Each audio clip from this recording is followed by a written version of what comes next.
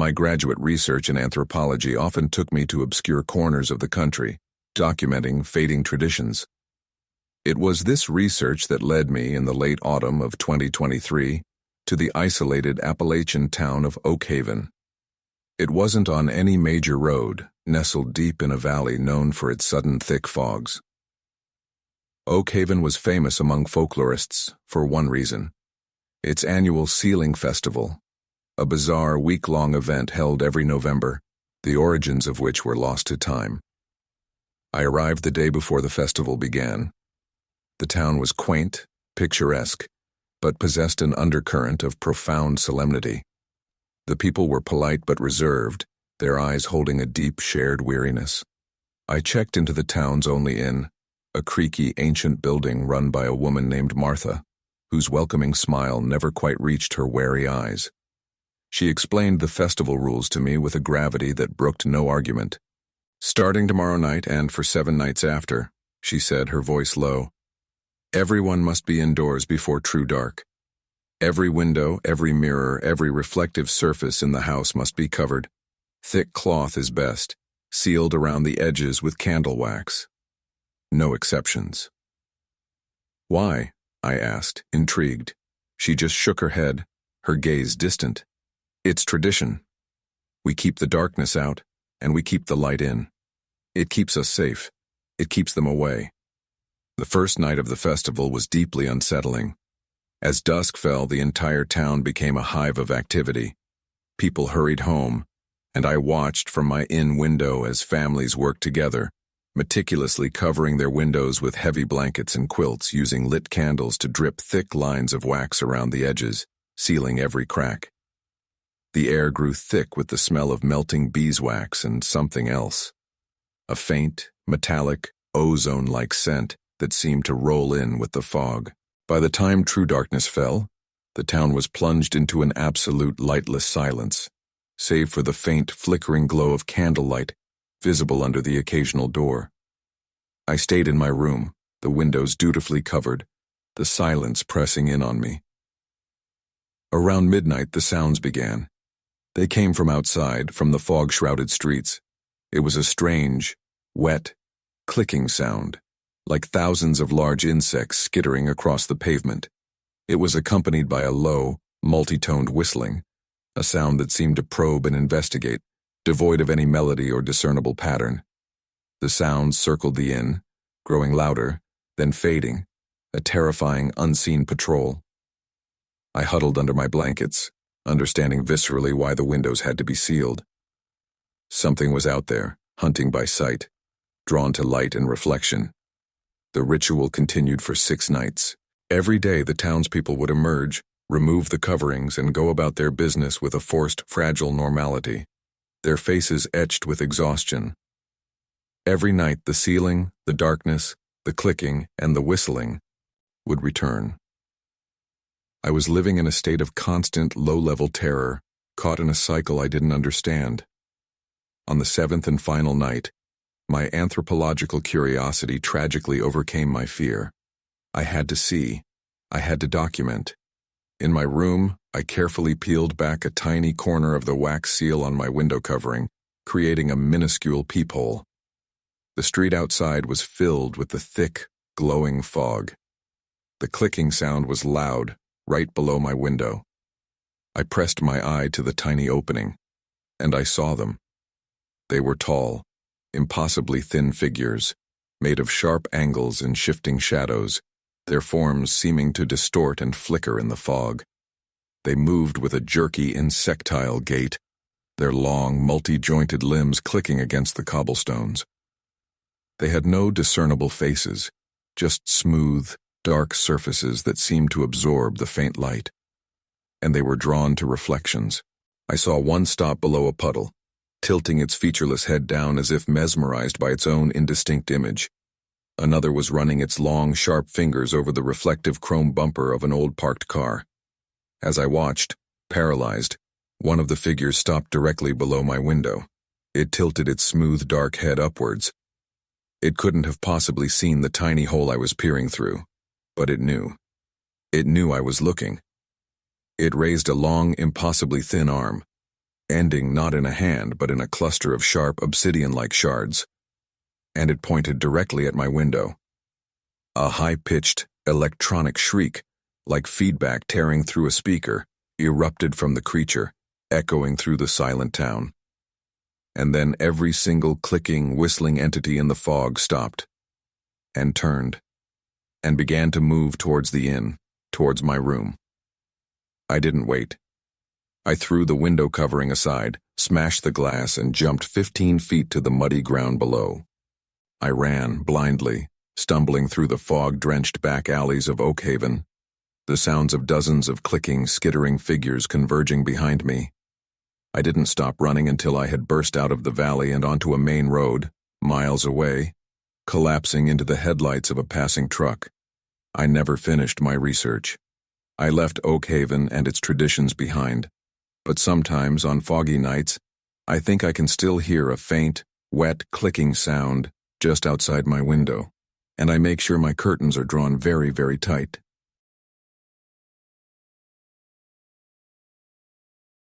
My name is Carl. I'm a long-haul trucker. My routes often take me through the vast empty stretches of the American Midwest, where towns can be 100 miles apart. It was on one such route, crossing Nebraska late one summer night, that I stumbled upon a place that shouldn't exist, a place that still haunts my waking hours. I was low on fuel and desperately needed a break. My GPS showed nothing for the next 60 miles, but then I saw a faint, flickering light off in the distance, just off the main highway, where my map showed only empty prairie. Intrigued and desperate, I took the unmarked turnoff onto a dusty, potholed road. After about a mile, I found the source of the light. A small town, or what was left of it. It was called Prosperity, according to the rusted, bullet-riddled sign at the edge of town. But the name was a cruel joke. The town was a near ruin. Most of the buildings were dilapidated and boarded up, their paint peeling, their roofs sagging. Weeds choked the sidewalks. Yet, strangely, the town wasn't completely dead. A single streetlight buzzed erratically in the center of the town square. A few houses had dim, yellow lights glowing weakly in their windows. And the gas station, though ancient and crumbling, had its lights on, the pumps looking functional. I pulled my rig into the station. An old man, dressed in clothes that looked like they were from the 1930s Dust Bowl era, shuffled out of the attached garage. His face was gaunt, his eyes hollow and defeated. "Gas?" he croaked, his voice dry and dusty. "Yes, please," I said, getting out of my cab. The air in the town was heavy, still, and smelled faintly of decay and something else, something metallic and vaguely sweet, like rotting fruit. As he slowly filled my tank, I looked around. The silence was profound. There was no wind, no insects, no distant highway noise, just a dead, heavy quiet. I saw a curtain twitch in the window of the house across the street. A pale face peered out for a second, then vanished. I had the distinct, chilling feeling of being watched by unseen eyes. "Not much happening in Prosperity these days," I said, trying to break the oppressive silence. The old man didn't look at me. He just kept watching the numbers tick slowly on the ancient gas pump. "Town's consuming itself," he muttered, almost to himself. "Always needs more." I didn't understand what he meant. I paid for the gas. He only took cash, his hand trembling as he counted the worn bills, and decided to walk down the main street, stretch my legs before getting back on the road. The few occupied houses I passed were dark and silent, but I could feel eyes on me from behind the drawn curtains. The general store had long since been boarded up, but through a crack in the wood, I could see that the shelves inside were not empty. They were lined with rows upon rows of identical unlabeled tin cans. At the end of the main street was what looked like an old town hall or church, its steeple leaning precariously. Unlike the other buildings, this one seemed active. A low, rhythmic, mechanical grinding sound was coming from inside, accompanied by a faint, flickering light. Curiosity overriding my fear, I crept up to one of the grimy, boarded-up windows and found a small hole to peer through. What I saw inside made my stomach clench with horror. The large, open room was filled with strange, Rube Goldberg-esque contraptions made of rusted farm equipment, bicycle parts, and scrap metal. Gears turned, belts slapped, and pistons pumped, all powered by a single struggling generator. And connected to these machines via a series of tubes and wires were people. There were maybe a dozen of them, sitting silently in old wooden chairs, their bodies unnaturally still. They were pale and emaciated, their eyes open but completely vacant. Tubes ran from needles inserted into their arms, siphoning a dark, viscous liquid into collection jars. Other wires were attached to strange metal helmets on their heads, seemingly drawing off some kind of electrical energy. They were being harvested. Alive. I stumbled backward from the window, my mind reeling. The metallic, sweet smell in the air suddenly made horrifying sense. The town wasn't dying. It was feeding. The few remaining inhabitants were surviving by slowly, methodically, consuming their own neighbors, draining them of their very life force to power their decaying existence. The consumption wasn't a metaphor. As I backed away, I bumped into something soft. I spun around. The old man from the gas station was standing right behind me, his hollow eyes filled with a terrible, weary sadness. He held up one trembling, dirt-stained finger to his lips in a gesture for silence. Then he pointed a shaky hand back towards my truck. I didn't need any further urging. I ran back to my rig, jumped in, and drove out of that dying, cannibalistic town as fast as my engine would allow. I never reported it. Who would believe me? But I never drove that stretch of highway again. And sometimes, late at night, I swear I can still smell that faint, sweet metallic scent on the wind. And I wonder how long a town can keep eating itself before there's nothing left at all. My wife Anna and I thought we were escaping the city for an idyllic autumn retreat. We rented a charming, isolated cabin for the month of October, nestled deep in the heart of Vermont's apple orchard country. The area was breathtakingly beautiful, especially during the peak of the fall foliage. Our cabin was surrounded by miles of orchards, the trees heavy with ripe red apples. The local town, Maple Hollow, was quaint and welcoming. Its main industry was apples, and the town's life revolved around the annual harvest. We quickly fell into the peaceful rhythm of the place. But there was one local tradition we found deeply unsettling. Every year during the final week of the harvest, the town held a strange, silent procession. Just after sunset, the entire town would gather in the main square. A single child, chosen seemingly at random from one of the local families, would be dressed in simple white clothes. This child, known as the Harvest Child, would then walk alone in complete silence out of the town and into the vast, dark orchards that surrounded it. The townspeople would watch until the child disappeared among the trees, and then they would all return to their homes without a word. When we asked our landlord, a friendly but tight-lipped farmer named Silas, about the ritual, he became evasive. "It's an old tradition," he mumbled, refusing to meet our eyes.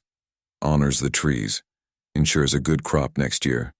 The child just spends the night communing with the orchard. They always come back by morning." His explanation felt thin, rehearsed. We witnessed the procession on our second-to-last night. It was as unsettling as it sounded. A small, solemn-faced girl, no older than 7, dressed in white, walked silently out of the lamp-lit town square and into the waiting darkness of the apple trees. The silence of the crowd as they watched her go was profound, heavy with an unspoken fear. That night, neither Anna nor I could sleep. The silence from the orchards outside our cabin felt charged, expectant. Around 3 a.m. we heard a sound that made us both sit bolt upright in bed. It was a high-pitched, ululating cry, a sound of pure animalistic terror coming from deep within the orchard. It was cut short abruptly. Then, silence again. We looked at each other, our faces pale in the moonlight. We knew with a certainty that defied Silas's reassurances that the little girl was not communing with the orchard, and she was not coming back.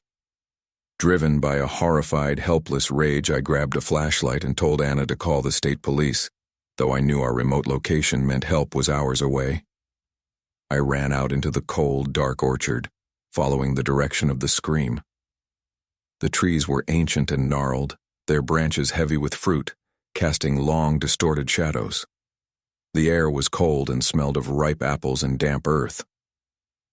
I searched for over an hour, calling the girl's name, my flashlight beam cutting nervously through the rows of trees.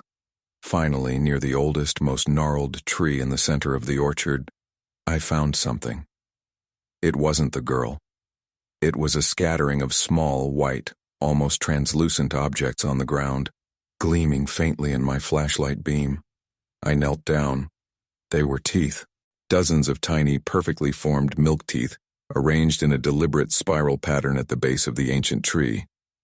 As I stared at the horrifying offering, a low, rhythmic creaking sound started above me. I slowly raised my flashlight beam up the massive trunk of the old apple tree. The sound was coming from the branches, and then I saw it.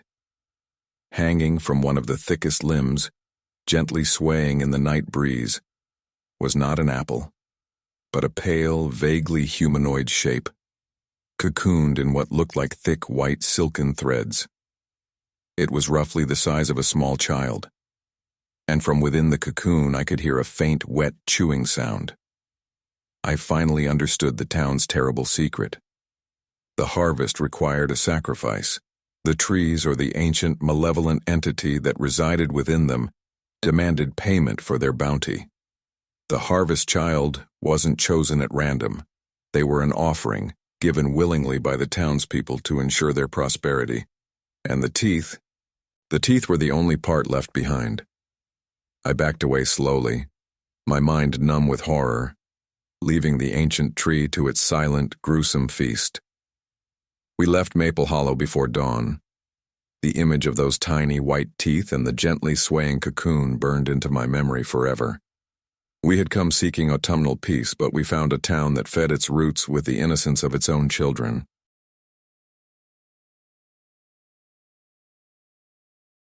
My name is Eleanor.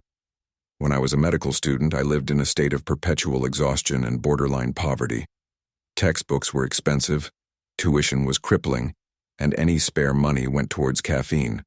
So, when I found an antique anatomical model for sale at a dusty, forgotten antique shop for almost nothing, I felt like I had won the lottery. Modern anatomical models are sterile plastic things. This one was a work of art, albeit a macabre one. It was life-sized, depicting the upper torso and head of a man, likely crafted in the late 19th century. It was made primarily of wax, plaster, and intricately painted details showing the muscles, organs, and vascular system. It had a strange, unsettling realism to it. The glass eyes seemed unnervingly lifelike, and the slightly parted lips revealed teeth that looked disturbingly real. The shop owner, eager to be rid of it, told me it had come from the estate of an eccentric old doctor. I named him Arthur, and proudly set him up in the corner of my small, cluttered student apartment. Arthur was an invaluable study aid, but after a few weeks I started to notice inconsistencies. It began with the smell. A faint, cloying, sweet smell, like old formaldehyde and something vaguely organic, began to emanate from the model, growing stronger on humid nights. I tried cleaning it, but the smell persisted, clinging to the air in my small apartment. Then I started having nightmares. They were fragmented and deeply disturbing, images of old gaslit operating theaters, the glint of strange, archaic surgical tools, and the feeling of profound, inescapable pain. I would wake up with my heart pounding, the sweet chemical smell thick in my nostrils. The model itself seemed to change. I'd come home from a long day of classes and find Arthur's head tilted at a slightly different angle than I had left it. One of his glass eyes would seem partially closed, as if he were winking or blinking. I told myself it was just vibrations from the street, or my own exhausted mind playing tricks. But the changes became more specific. I had been studying the intricate musculature of the neck. I distinctly remembered leaving the small hinged flap of wax skin open. The next morning it was closed, clicked firmly back into place. The true cold horror began when I noticed the hair. The model had short, dark hair, molded from wax. One morning as I was dusting Arthur, I saw something protruding from beneath the wax hairline near the temple. It was a single, real, human hair, coarse and dark. With trembling fingers, I gently pulled at it. It didn't come loose. It was rooted inside the model. My fascination turned to revulsion and a dawning, terrible suspicion. I took a small scalpel from my medical kit.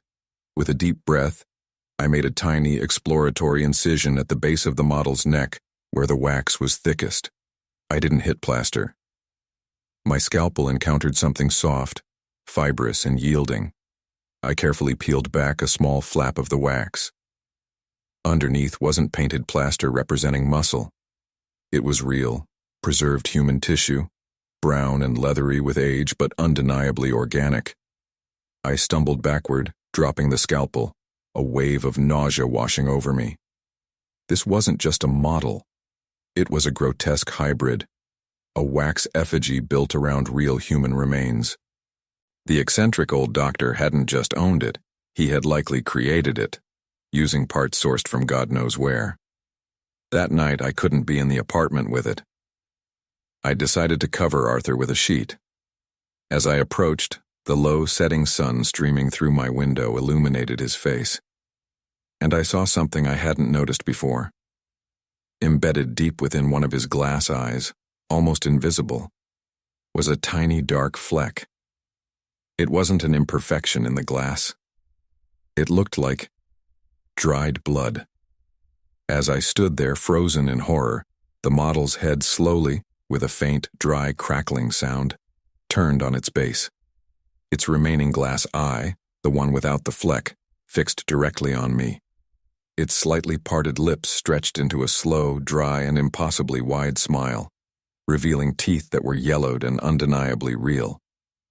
And from deep within its hollow, wax and tissue chest, a low, dry, rattling sound began, like the last labored breaths of a dying man.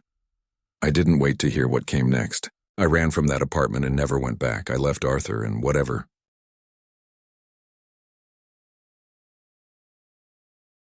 My name is Chloe. During my last year of art school, I worked the late shift at a coffee shop downtown to make ends meet. My shift ended at 1:30 a.m., and my only way home was the number 42 bus, the last run of the night, which wound its way through deserted industrial districts before finally reaching my neighborhood on the far edge of the city. The last bus is always a strange experience. The passengers are a sparse collection of the tired, the drunk, and the just plain weird. But one rainy Tuesday night, the journey crossed the line from weird to terrifying. I got on at my usual stop. There were only 4 other people on the bus, an elderly woman asleep near the front, 2 young men in hoodies whispering in the back, and a man in a soaking wet business suit sitting perfectly still by the window, staring out into the rain-streaked darkness. The driver was a familiar face, a burly man named Gus, whose usual grumpy silence I found strangely comforting. The bus pulled away, its wipers struggling against the downpour. We made the first few scheduled stops, the elderly woman getting off, the rain drumming relentlessly on the roof. Then, instead of turning left onto the main avenue that led towards my neighborhood, Gus inexplicably turned right, heading down a dark, unfamiliar street lined with abandoned warehouses. "Hey!" one of the young men in the back called out. "This isn't the route." Gus didn't respond. He didn't even glance in his rearview mirror. He just kept driving, his face set in a grim, determined expression. We all started shouting then, demanding he stop, asking what was going on. He ignored us completely, as if we weren't even there. The man in the business suit remained completely still, staring out the window. The bus plunged deeper into the deserted industrial zone, a place of rusting factories and empty lots. The streetlights became fewer and farther between, until we were driving in near total darkness, the only light coming from the bus's own headlights cutting a swathe through the pouring rain. Panic set in. We were trapped on a runaway bus with a driver who was either having a psychotic break or was deliberately taking us somewhere terrible. My phone had no signal. We tried prying the windows open, but they were sealed shut. We hammered on the doors, but Gus didn't react. Finally, after what felt like an eternity, the bus lurched to a halt in the middle of a vast, empty, crumbling concrete lot, surrounded by the dark, skeletal remains of old factories. Gus killed the engine. The only sound was the drumming of the rain and our own ragged breathing. Then, Gus did something that terrified us more than anything else. He stood up, turned to face us, and put a single finger to his lips in a gesture for absolute silence. His eyes were wide with a fear that mirrored our own. He then pointed a trembling finger towards the front windshield. We all looked. In the distance, at the far edge of the concrete lot, a single faint light appeared. It began to move towards us, slowly, silently, through the rain. As it got closer, we saw that it wasn't a car. It was a figure, a tall, impossibly thin figure, draped in what looked like wet, black rags. It carried no light source, yet its face seemed to glow with a faint, pale, internal luminescence. It had no discernible features, just smooth, pale skin and two dark, empty sockets where eyes should be.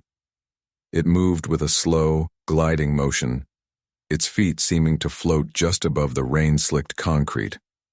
It stopped about 20 feet in front of the bus, its featureless face tilted up towards us, its empty sockets seeming to drink in the sight of the trapped passengers. It just stood there, in the pouring rain, radiating an aura of profound cold and ancient hunger. We were all frozen, paralyzed by the impossible sight. Gus, the driver, was whispering a frantic prayer under his breath. After a long, silent minute, the figure slowly raised one long, thin, pale arm and pointed, not at us, but at the man in the wet business suit who was still sitting silently by the window. The man in the suit let out a soft, resigned sigh. He stood up, smoothed his jacket, and walked calmly to the front of the bus. Gus, his face a mask of terror, pulled the lever to open the doors. The man in the suit stepped out into the rain, towards the waiting, pale figure. The doors hissed shut behind him. The pale figure lowered its arm. It placed one hand on the shoulder of the man in the suit, and together they turned and glided silently back into the darkness from which they came, disappearing into the rain.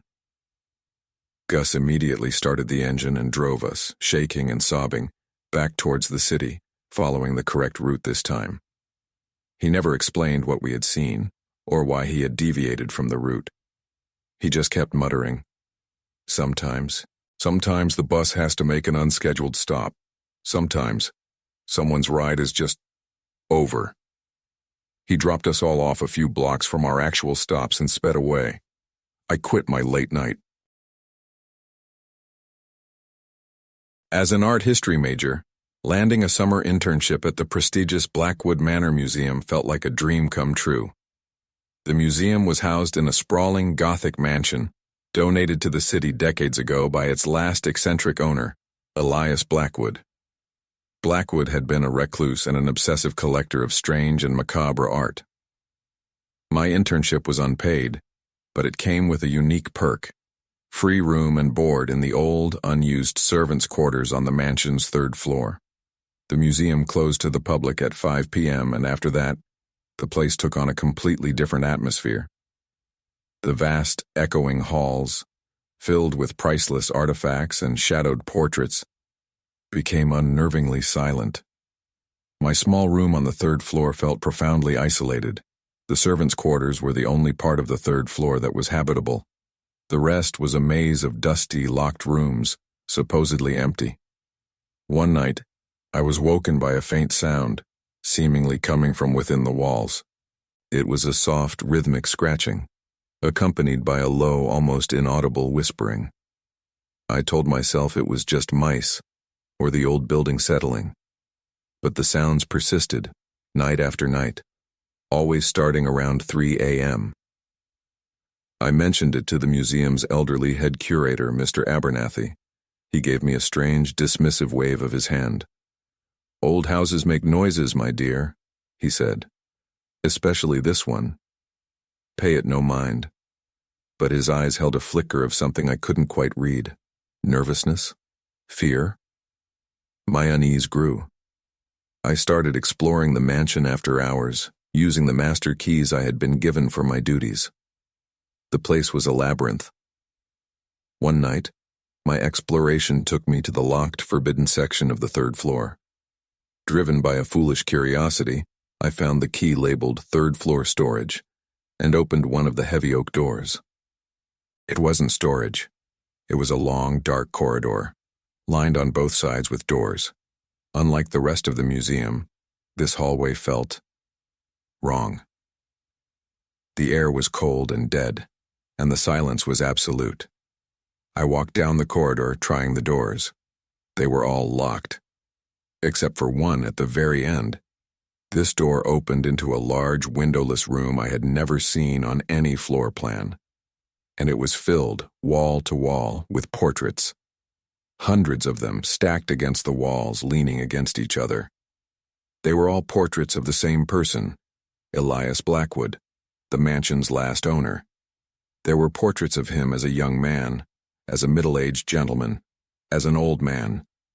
Different artists, different styles, but all depicting the same intense, brooding figure with piercing, intelligent eyes. As I stood there, taking in the obsessive, unsettling collection, I noticed something horrifying. The eyes, in every single portrait, no matter the angle, no matter the style, the eyes seemed to be looking directly at me. And they were not just painted eyes. They looked wet, alive, and filled with a cold, calculating awareness. I felt a wave of dizziness and a profound sense of being watched, not just by one pair of eyes, but by hundreds. I backed out of the room, slamming the door shut and locking it behind me. As I turned to leave the corridor, I heard it again, the soft, rhythmic scratching. But it wasn't coming from the walls anymore. It was coming from inside the portrait gallery I had just locked. I fled back to my room, my heart pounding. That night, the scratching was louder than ever, seemingly coming from my own walls, accompanied by a clear, distinct whisper that seemed to slither around my room. It was Elias Blackwood's voice, instantly recognizable from an old audio recording I had listened to in the archives. And he was whispering my name. The climax came a few nights later. I was woken by the sound of my own bedroom door creaking open. I sat bolt upright in bed. Standing in the doorway, silhouetted against the dim light of the hallway, was a tall figure. It was Elias Blackwood. Not a ghost, not a portrait. He looked solid, real, exactly as he appeared in his middle-aged portraits, dressed in an immaculate Victorian suit. He didn't move. He just stood there watching me, his eyes gleaming in the darkness. And then he slowly began to dissolve. Not fade, but flake away, like old paint crumbling from a canvas, until he was nothing but a pile of fine, gray dust on my floor. I finally understood. Elias Blackwood hadn't just collected portraits. He had found a way to project his consciousness into them, to live within them, even after his physical death. The scratching wasn't mice, it was him, moving between the walls, between the hidden spaces of his mansion. The room wasn't just storage. It was his gallery, his anchor, his battery. And by opening that door, I had somehow given him enough energy, enough focus, to manifest, however briefly, in the physical world again. I left the internship the next day. I couldn't stand the feeling that behind every painting, every portrait in that museum, an ancient, intelligent, and malevolent pair of eyes was watching, waiting, and perhaps even now, learning how to step out of the frame for good. Panic set in. We were trapped on a runaway bus with a driver who was either having a psychotic break or was deliberately taking us somewhere terrible. My phone had no signal. We tried prying the windows open, but they were sealed shut. We hammered on the doors, but Gus didn't react. Finally, after what felt like an eternity, the bus lurched to a halt in the middle of a vast, empty, crumbling concrete lot, surrounded by the dark, skeletal remains of old factories. Gus killed the engine. The only sound was the drumming of the rain and our own ragged breathing. Then, Gus did something that terrified us more than anything else. He stood up, turned to face us, and put a single finger to his lips in a gesture for absolute silence. His eyes were wide with a fear that mirrored our own. He then pointed a trembling finger towards the front windshield. We all looked. In the distance, at the far edge of the concrete lot, a single faint light appeared. It began to move towards us, slowly, silently, through the rain. As it got closer, we saw that it wasn't a car. It was a figure, a tall, impossibly thin figure, draped in what looked like wet, black rags. It carried no light source, yet its face seemed to glow with a faint, pale, internal luminescence. It had no discernible features, just smooth, pale skin and two dark, empty sockets where eyes should be. It moved with a slow, gliding motion, its feet seeming to float just above the rain-slicked concrete. It stopped about 20 feet in front of the bus, its featureless face tilted up towards us, its empty sockets seeming to drink in the sight of the trapped passengers. It just stood there, in the pouring rain, radiating an aura of profound cold and ancient hunger. We were all frozen, paralyzed by the impossible sight. Gus, the driver, was whispering a frantic prayer under his breath. After a long, silent minute, the figure slowly raised one long, thin, pale arm and pointed, not at us, but at the man in the wet business suit who was still sitting silently by the window. The man in the suit let out a soft, resigned sigh. He stood up, smoothed his jacket, and walked calmly to the front of the bus. Gus, his face a mask of terror, pulled the lever to open the doors. The man in the suit stepped out into the rain, towards the waiting, pale figure. The doors hissed shut behind him. The pale figure lowered its arm. It placed one hand on the shoulder of the man in the suit, and together, they turned and glided silently back into the darkness from which they came, disappearing into the rain. Gus immediately started the engine and drove us, shaking and sobbing, back towards the city, following the correct route this time. He never explained what we had seen, or why he had deviated from the route. He just kept muttering, Sometimes the bus has to make an unscheduled stop. Sometimes, someone's ride is just over. He dropped us all off a few blocks from our actual stops and sped away. I quit my late night. He didn't move. He just stood there watching me, his eyes gleaming in the darkness. And then he slowly began to dissolve.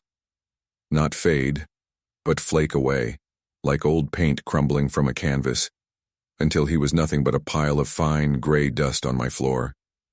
I finally understood. Elias Blackwood hadn't just collected portraits. He had found a way to project his consciousness into them, to live within them, even after his physical death. The scratching wasn't mice, it was him, moving between the walls, between the hidden spaces of his mansion. The room wasn't just storage.